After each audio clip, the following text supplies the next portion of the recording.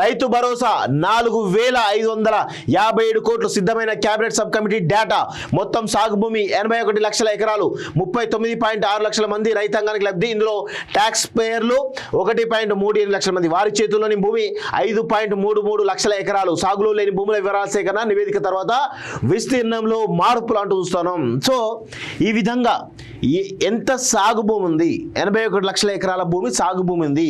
So వాళ్లకు రైతులు కాబట్టి వాళ్ళకు న్యాయంగా ఇవ్వాల్సిందే రైతు భరోసా అనేది. సో గతంలో కేసీఆర్ ఏం చేసిండు అంటే వెంచర్లకి, పడవ భూములకి, పెట్రోల్ బంకులకి, రియల్ ఎస్టేట్ వ్యాపారులకి, కొండలకి, గుట్టలకి, రాళ్ళకి, రప్పలకి అన్నిటి కూడా ఇచ్చిండు. అది ఎన్ని లక్షల కోట్లు, ఎన్ని లక్షలు ఉంటుందో 60 లక్షలు, 50 లక్షల ఎకరాల భూములకు ఈరోజు ఇవ్వడం జరిగింది. ఎందుకు ఇచ్చిండు? దాని వెనకాల చాలా పెద్ద కుట్ర ఉంది. లక్షల ఎకరాల భూములను దోచుకోవడానికి కేసీఆర్ చాలా పెద్ద కుట్ర పండగ పండిండు. దానిలో తెలంగాణ ప్రజల ట్యాక్సులతో కట్టిన డబ్బును వినియోగించిండు. అందుకే కేసీఆర్ లాంటలను ఈరోజు బహిరంగంగా ఈరోజు మనం అందరం కూడా ఈరోజు వాళ్ళని కటకటాల జైల్లోకి వేయాల్సిన అవసరం అయితే ఉంటుంది మిత్రులారా. అందుకే కేసీఆర్ అనేవాడు ఆర్థిక క్రమశిక్షణ లేనటువంటి ఒక పాలకుడిగా, ఒక చరిత్రలో చరిత్రహీనుడిగా నిలిచిపోతాడు. తెలంగాణ రాష్ట్రాన్ని దాదాపు 20-30 ఏళ్ళు వెనక్కి నెట్టేసినటువంటి ఘనత కేసీఆర్కే దక్కుతున్నటువంటి విషయాన్ని గుర్తుపెట్టుకోవాలి.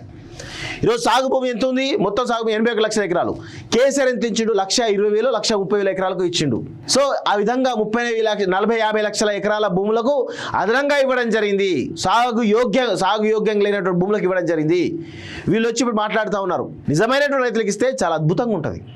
రైతులకు ఇవ్వాలి, కానీ ఇష్టారీతిని ఇవ్వడం ద్వారా ఈరోజు తెలంగాణ యొక్క ఆర్థిక పరిస్థితి కుంటుపడింది అనేటువంటి విషయాలు మనందరం కూడా గుర్తుపెట్టుకోవాల్సిన అయితే ఉంటుంది మిత్రులారా. సో మొత్తానికైతే 4,557 కోట్లు 81 లక్షల ఎకరాల భూములకు ఏవైతే ఉన్నాయో 39.6 లక్షల మంది రైతుల ఖాతాల్లోకి ఈరోజు 4,557 కోట్లు సిద్ధం చేసినట్టు ఈరోజు కేబినెట్ ఈరోజు బయటికి వెల్లడించినట్టు తెలుస్తూ ఉంది. రాష్ట్ర ప్రభుత్వం రైతు భరోసా సహాయాన్ని ఈ నెల 26 నుంచి రైతుల బ్యాంకు ఖాతాల్లో జమ చేయడానికి సిద్ధమవుతున్నది. మార్గదర్శకాలు రూపొందించడానికి ముందే కేబినెట్ సబ్ కమిటీ జిల్లాల్లో పర్యటించి రైతు సంఘాల ప్రతినిధుల అభిప్రాయాలు సేకరించింది.